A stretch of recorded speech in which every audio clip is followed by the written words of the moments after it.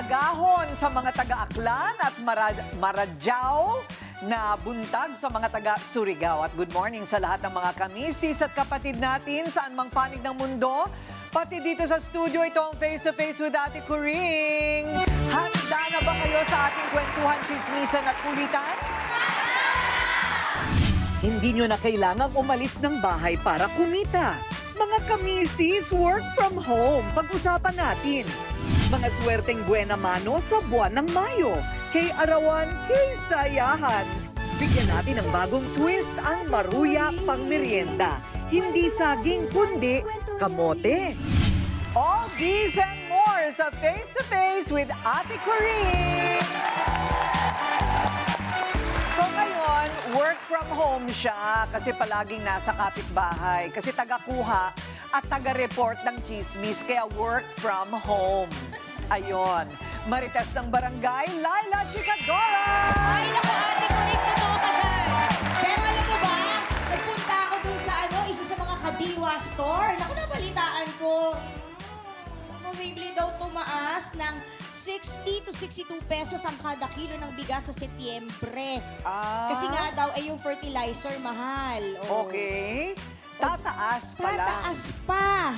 Well, ganun. Tataas. Mabuti nga, medyo napipigil-pigilan pa. Oo, pero grabe. Kakayanin pa ba natin yun, mga kamisis? Alam nyo, kada sabi ninyo ng hindi, lalo ninyong hindi kakayanin.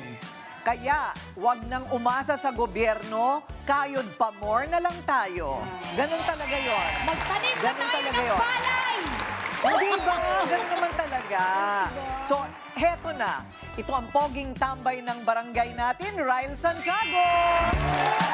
Good morning mga kamisis. Nako, Ate Coring, ako, init na init ako sa labas. Si Ate Laila parang preskong-presko. Oh. Butas Alam kasi mo, yung duster niya dito. Kailangan lang niyang paypayan yung ilalim ng damit niya. May aircon dito. Ayun po, butas po kasi. O, hindi ba? Sabi niya rin halata ba? Hindi, pero ipo-point out ko. Talagang ano tayo ngayon, duster weather. Pero masarap talaga, di ba, sa bahay yung butas-butas lang yung damit mo, Oo. di ba? Naku, Presko. oo, yung asawa ko ayaw pa magpalit, parang minashinggan yung t-shirt, sinusuot pa rin. Uso po kasi yun, Ate Coring, fashion. Fashion. Teka muna, talking about fashion. Fashion ang tinitinda mo, di ba? Nagtitinda ka rin ng fashion sa online mo. Paminsan lang po, mas technology po talaga. Technology. So bakit mo naisipan yon? Work from home, right? Yes po, dati po nagsimula po kasi kami ng pandemic yun eh. So wala talagang ibang magawa. Sa bahay kami nagsimula magbenta online. Hanggat sa ngayon, may opisina na po kami. Ay, ang galing! O, ito naman si Pera Godmother. Hindi raw carry mag-work from home. Kailangan lumipad ng lumipad para makahanap ng bibigyan ng ayuda. Dahil isang nanay na may ultimate sacrifice ang kailangan niyang maka-face-to-face na deserve daw mabigyan ng 5K for you.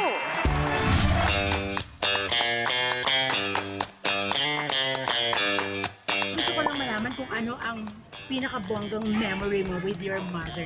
Nung hinahatid sundo niya po ako ng Ellen. Bakit the best para sa'yo ang nanay mo? Kasi mahal na kami. Dahil wala na dito ang mami mo, pero anong memory mo sa nanay mo para masabi mo na the best siya nung magkasama pa kayo? Hindi niya kami pinabayaan lalo na anak ko. Namimiss mo siya? Super. Mami, dalawin niyo po siya kasi namimiss na po niya kayo. Sa lahat ng nagmamahal, iba pa rin ang pagmamahal ng isang ina.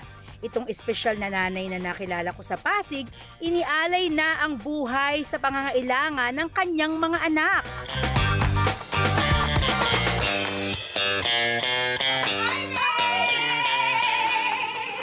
Hi, May! Naku, ako ang iyong Pera Godmother, May. Ichika mo naman sa akin. Pakakilala mo ko sa mga anak mo, ano ang mga pangalan at ang mga kondisyon nila. Yung panganay ko, si Josh Bautista, meron siyang intellectual disability, which is autism din siya. Tapos si Jay Bautista, autism din siya with intellectual disability rin. Yung bunso ko, si yung Irish Bautista. Si Josh may kakambal siya nung pinanganak. Kaya lang lalaki. na, oo, lalaki. Kaya lang namatay siya nung 3 months sila.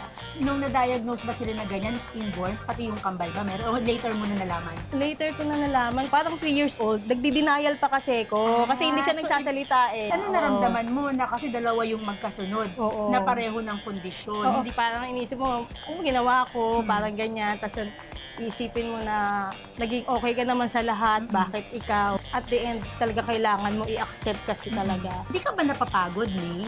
May time na napapagod ka sa tuwing gabi, maiiyak ka na lang. Tapos minsan kapag may tantrums pa, sila kapag umiiyak sila, naiiyak na lang din ako kasi nga... Sabay-sabay na lang kayong Oo, sabay-sabay iiyak. na kaming iiyak. Mala teleserye din pala ang buhay nito ni ate mo, May. Pero saludo ako sa iyong dedikasyon sa pag-aalaga ng iyong mga anak. So alam ko na deserve talaga ni ate May na maisama at maipakilala kay ate ko rin sa studio. Kaya naman, ready ka na ba? Yes. Let's go!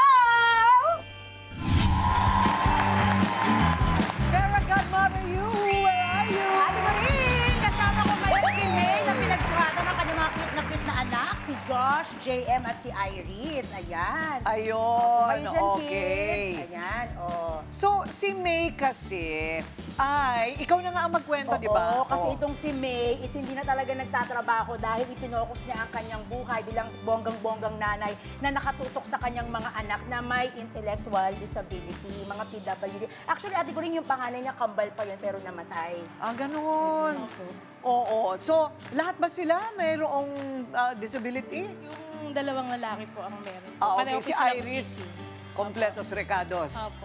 Okay.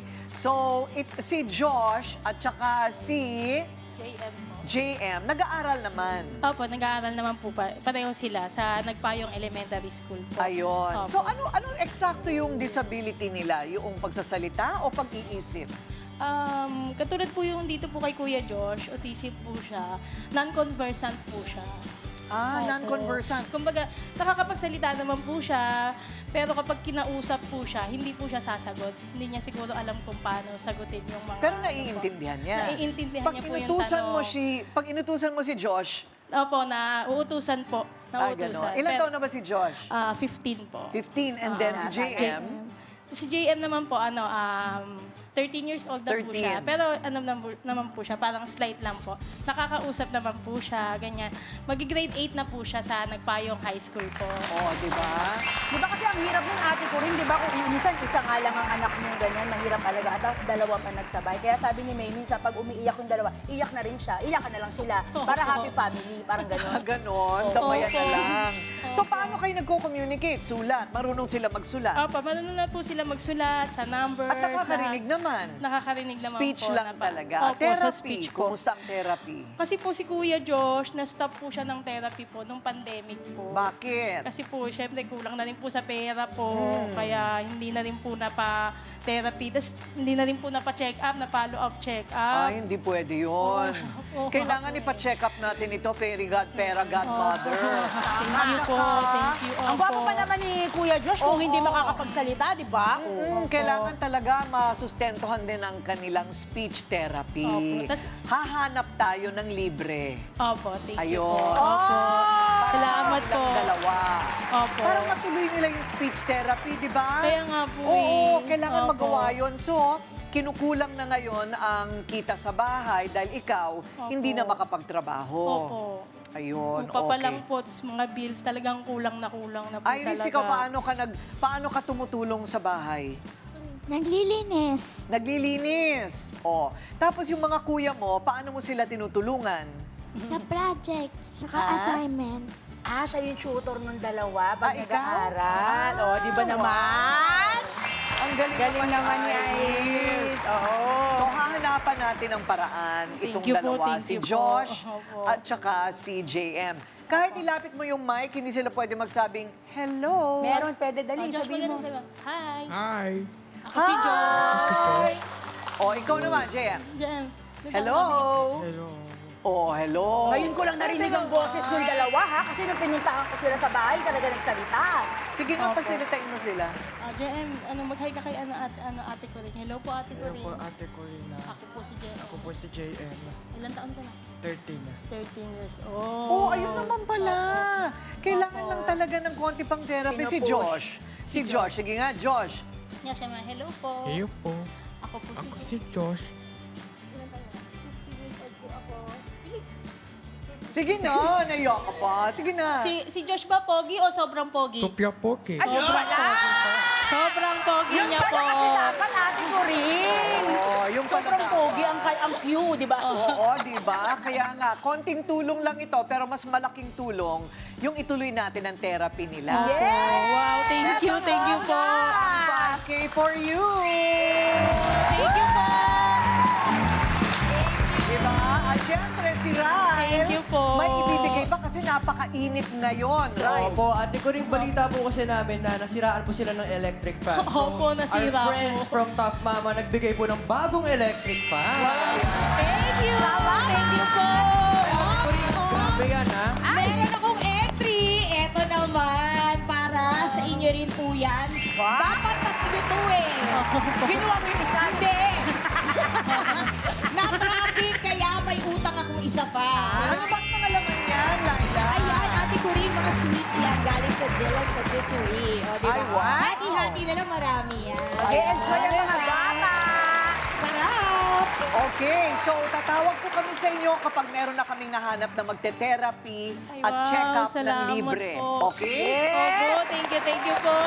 Meron Thank you kang po, Ate mother. Corinne. Sino naman ang susunod mo O pupuntahan? ate ko rin, super browsing pa ako. Pinipili ko talaga ang mga deserving na haharap sa'yo dito. Pero guys, tulungan nyo naman ang inyong Pera Godmother. Mag-post lang kayo sa inyong mga Facebook at TikTok account at huwag nyong kakalimutan ang hashtag na F2F with Ate Kuring and hashtag 5K for you para masilip-silip ko yan, di ba? At huwag nyo rin kalimutan i-like and share ang Facebook namin.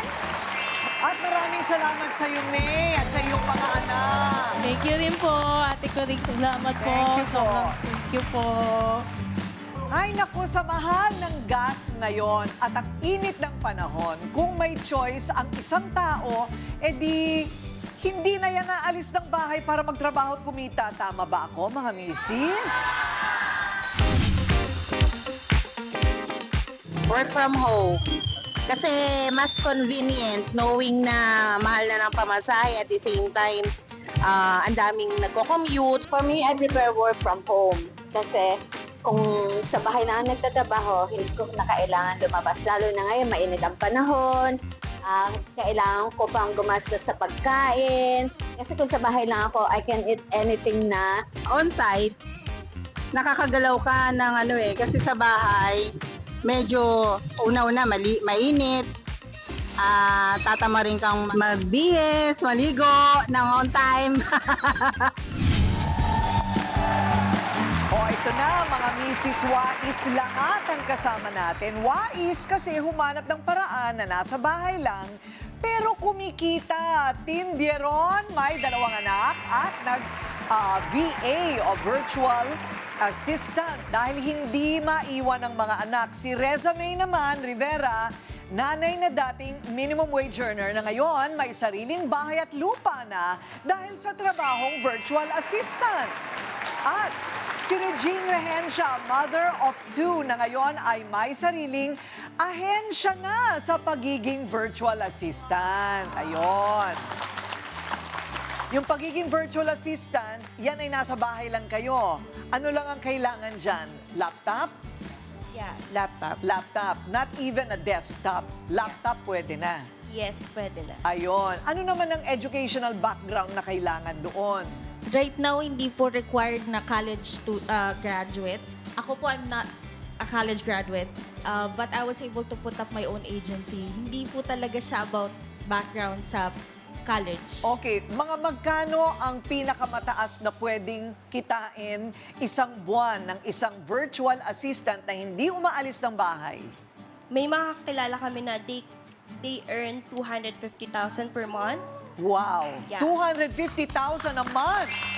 May kilala din ako from 50,000 na promote, ngayon 85,000 a month na ang kinikita. Gusto nyo ring matuto? Yes! Ay, huwag kayong umalis dyan. Walang pwedeng magbanyo, ha? Sandali lang. At tuloy-tuloy pa rin ang ating kwentuhan sa usapang work from home opportunity. Kailangan Mrs. Wais kasama sina Tin, Resume at Regine. So, hindi kailangan college graduate. Basta't kakayanin yung trabaho. Sino ba yung mga kausap dyan? kami po, direct kami to the client. So we're working with entrepreneurs sa US. Sa Amerika. Yes po. So talagang baligtad yung oras nyo. Yes. So ngayon medyo puyat kayo. Kaka-out lang kanina. Kaka-out lang. Itong mga panahon na to, dapat tulog kayo. Yeah.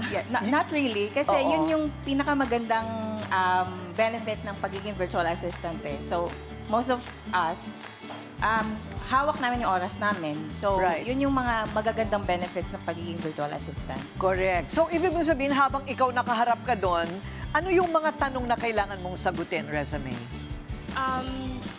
Depende siya sa in-offer mong niche sa mga client.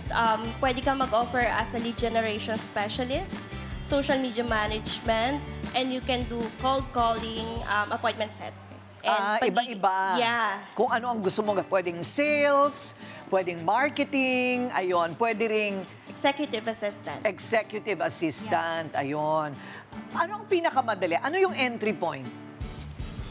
Ano Para ang sa entry akin, point? executive assistant. Ano ang ginagawa ng isang executive assistant? Medyo general kasi yung pagiging executive assistant. So, mag-uumpisa ka sa assisting your client. Anything na admin, file creation, inbox management, calendar management, which is usual na for us, lalo na yung mga high school natin dito sa Pilipinas. Kayang-kaya natin gawin yon. May kaunting social media din siya, pero all about posting lang, creating graphics sa Canva, which is lahat ata na ngayon ng mga kabataan, even moms, nasa social media and editing our own posts. So, very minimal siyang ganon, pero all around talaga yung pagiging executive Tapos may assistant. boss din kayo.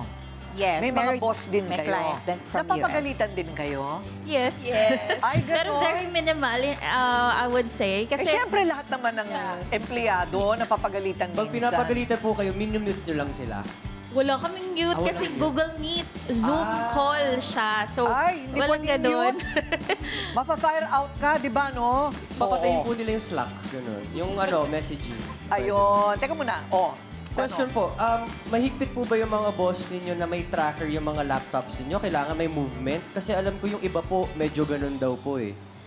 Kami sa agency, yes, meron kaming timekeeping tool. Mahalaga sa amin yon. So, 8 hours kang nakalagin, makikita namin kung may mouse click ba dyan, may movement ba dyan. And then yung tool na ginagamit namin, pag 10 minutes wala ka nang ginagawa, nag-idle ka na, automatic ilalog out ka niya. Mahalaga yon, pero hindi lahat ng clients may ganon. Ang tindi!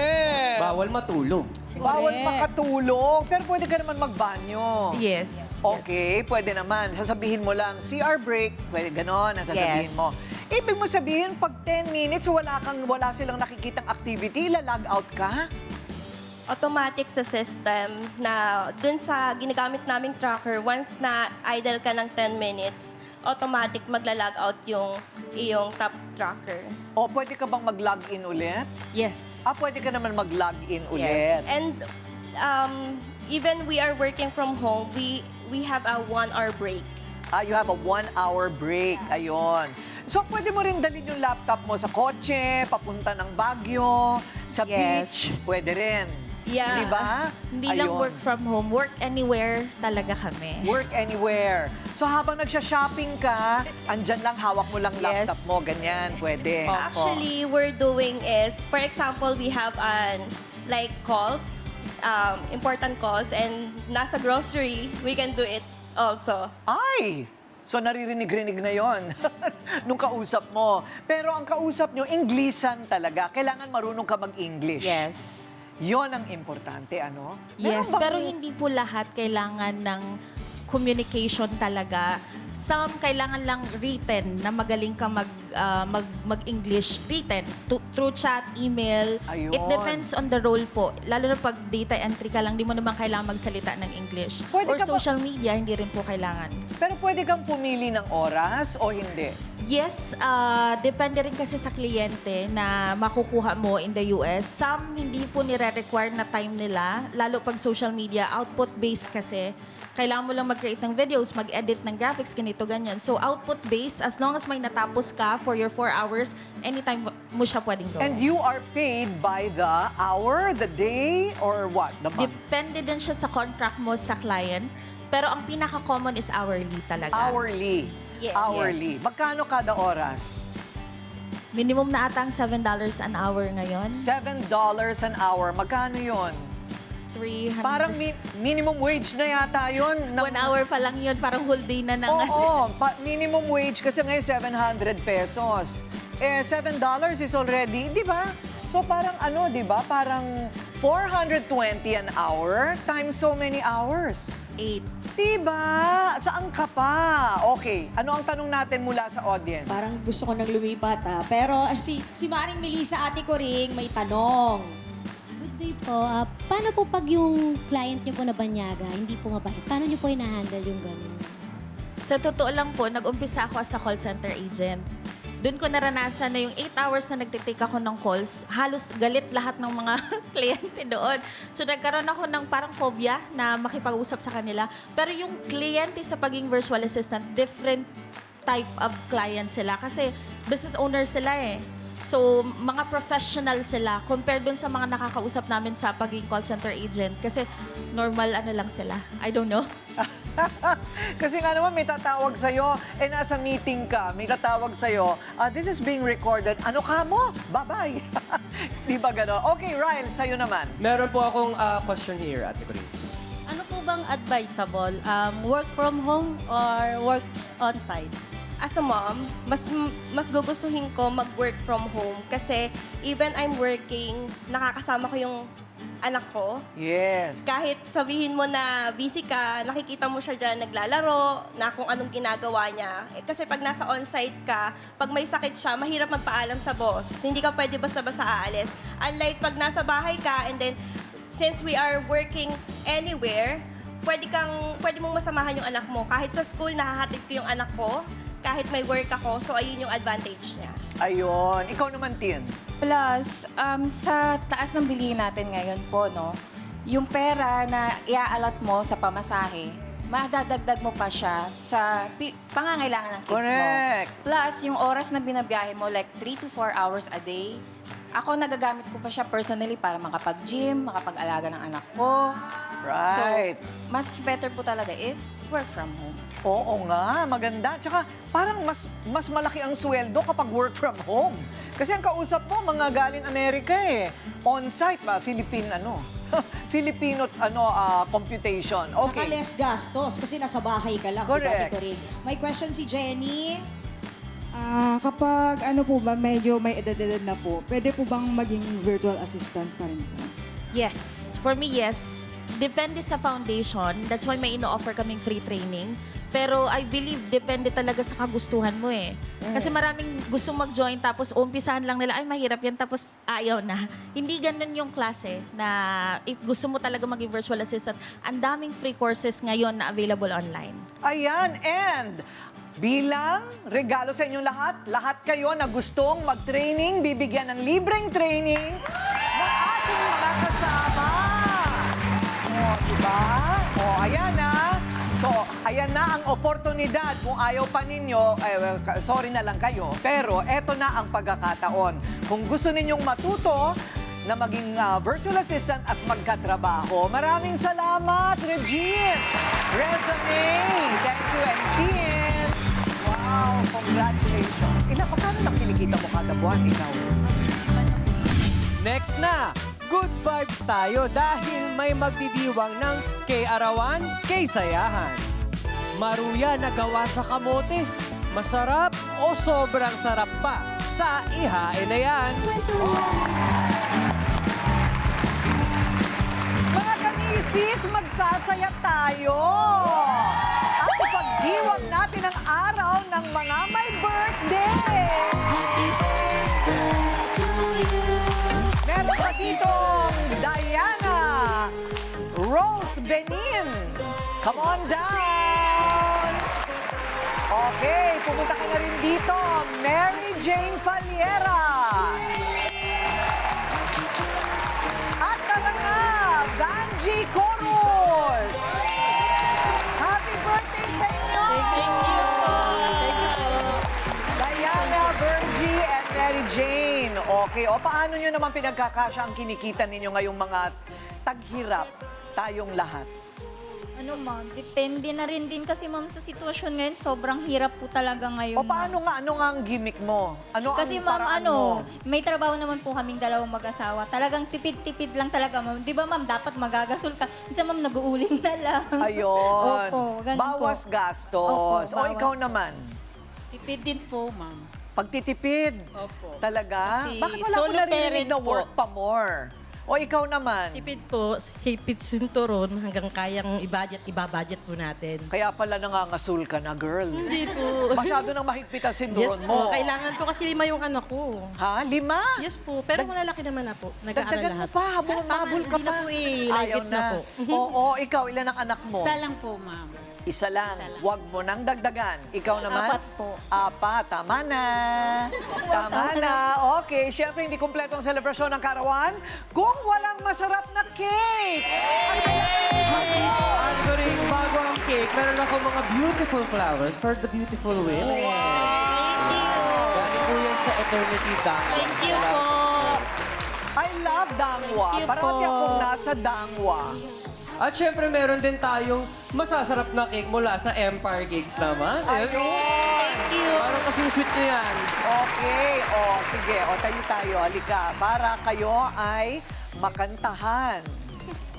Okay. So, sabay-sabay natin silang kantahan.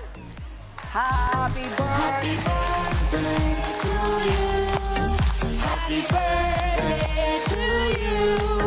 Happy birthday, happy birthday, happy birthday to you. And syempre, kapag birthday, kailangan may wish. No copying of answer. Okay, Mary Jane, ikaw muna.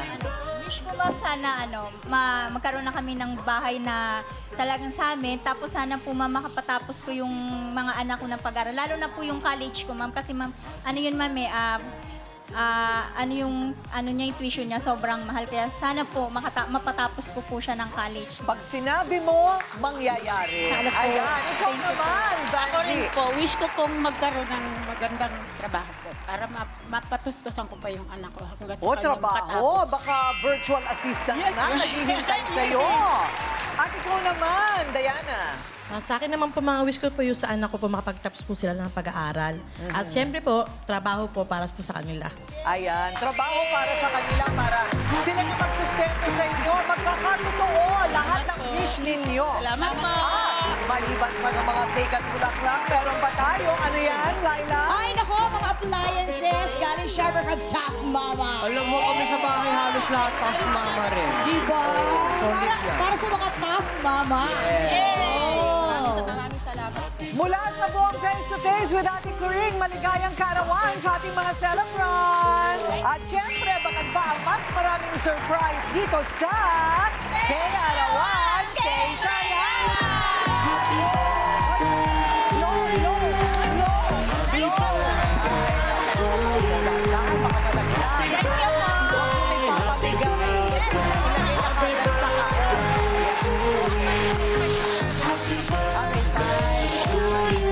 Okay, picture tayo. Dito tayo sa ganda, ha?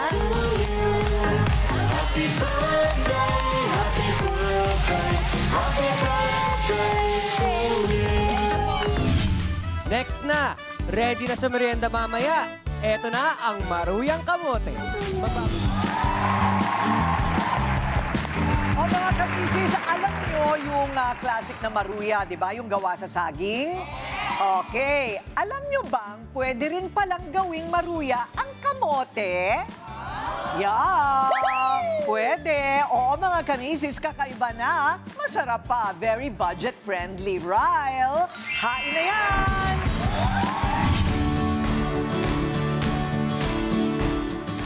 Maraming salamat, Ate Kuring. Andito pa rin ako kasama ang aking bagong best friend, si Chef E. Bati naman ko kayo, Chef. Hello! Good morning to everyone! And speaking of kamote, may kamote dito na hindi nakaka-bad trip. Ito po ang maruyang kamote.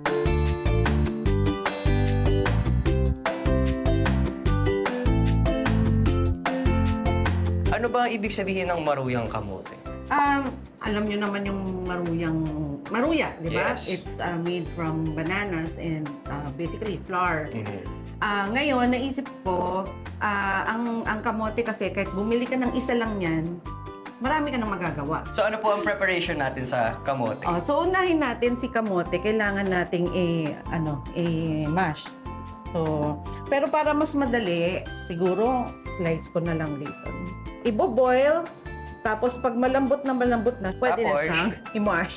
Kailangan mash na mash yan. Oh, mas masarap. Kaya pala, chef, usong-uso to sa mga baby, ang kamote, kasi ang lambot pala, no? Oo. Kailangan ba, chef, na sobrang... Hindi naman, kasi, di ba, pagka prinito mo, kinain mo, maganda pa rin yung may konting texture eh. So, kahit may konting buo-buo, that's fine. Ngayon, pwede mo nang ihalo yung itlog. I-mix natin yan. So, isasama na natin ang flour. Any kind of flour naman po yan. Any kind of flour. Harina, pwede rin kayong gumamit nung box na pancake. Tapos ihalo nyo to. Pwede. Pero again, since nagtitipid tayo, so you can just buy harina sa palengke. More or less, mga half a cup yung ilalagay natin dito na harina. Kasi isang kamote lang naman to eh. Yan. So, mimix lang natin. Mix natin. Mekos. How long na po kayo nagluluto? Since mga grade 5. Grade 5? Ngayong grade 7 ka na? Mahilig na akong magluto. Parang innate talaga siya kasi lagi akong nanonood ng ng cooking show nung bata pa ako. Lagyan natin siya ng konting asin to balance the flavor. Tapos, kailangan mainit na mainit yung mantika bago natin i-drop. So, it's just like cooking pancakes. Medyo parang deep fry, gano'n? Oo, deep fry. So, lalagay ko na.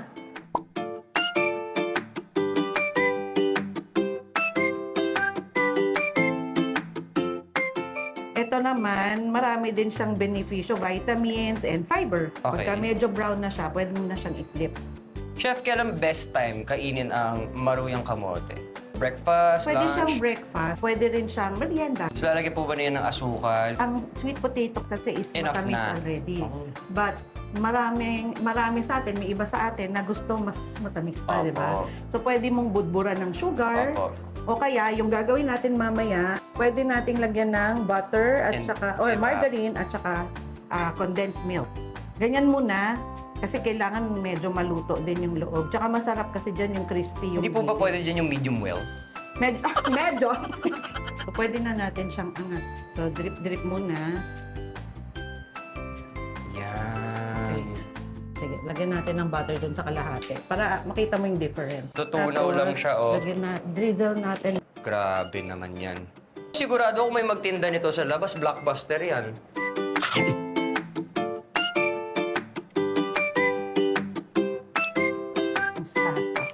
Ilan ang kaya natin gawin?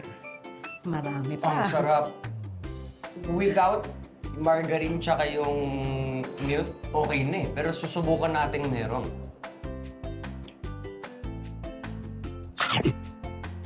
I have no words. Napakasarap, chef. Parang hindi ako mag-share, okay lang. Joke lang. First of all, yung flour. Then yung kamote, may tamis. And then yung alat ng butter. Actually, parang nga siyang pancake na may kamote sa loob. Diba? Chef E, maraming salamat. Tignan natin kung mayroon pang makaabot sa studio kasi baka papunta doon, maubos ko na to. Kaya naman, Ate Coring, Ate Lai, ihain na yan.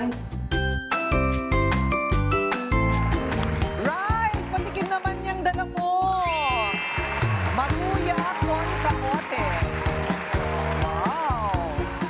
Okay parang, ano ba pinagkaiba? Usually po kasi, di ba, Ate Coring, nasanay po tayo na ang maruya saging. At least ito, ang gamit naman natin ay kamote.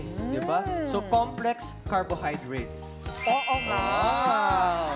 May ganon? Huwag niyo lang ipaspell sa akin. Pero kumbaga, magandang klaseng carbo. Yes po. Hindi po siya agad-agad nakakataba. Ayan. At rich in fiber. Yeah. Yes. So go ahead. Eto Ito na. sa lahat. Masarap yan. Si Ryan lang nagluto niyan. Ate Lai, kuha ka din. Tinabihan kita mamaya. Kuha ka. Sige, titikman ko yan. Masarap to, Ryle. Bango. Di ba? Nabigyan na kayo ng trabaho, nabigyan pa kayo ng pa-birthday, may pakain pa! Hindi ba nakaka-happy dito sa studio, mga kamisis? You're next! Sa mga nanonood sa bahay, kung gusto nyo maging part ng aming studio audience, iscan nyo na yung QR code nyo sa screen. At ito ang face-to-face with Ate Coring, harapang kwentuhan, usapang walang iwanan. Kwentuhan bukas. Nasa 30 pababa na panalong-panalo na dahil may sarili na silang bahay at lupa. Gaganahan kayo kumain sa ating Baby Bibo na mahilig kumain. Sardinas Nuggets na siguradong hit sa mga bata. Face to face, issue ay harapin. Face to face, solusyon ay hanapin. Face to face, problema ay ayusin. Sa tulong ni Ate Coring. Face to face. Hoy! Subo-subuan pa!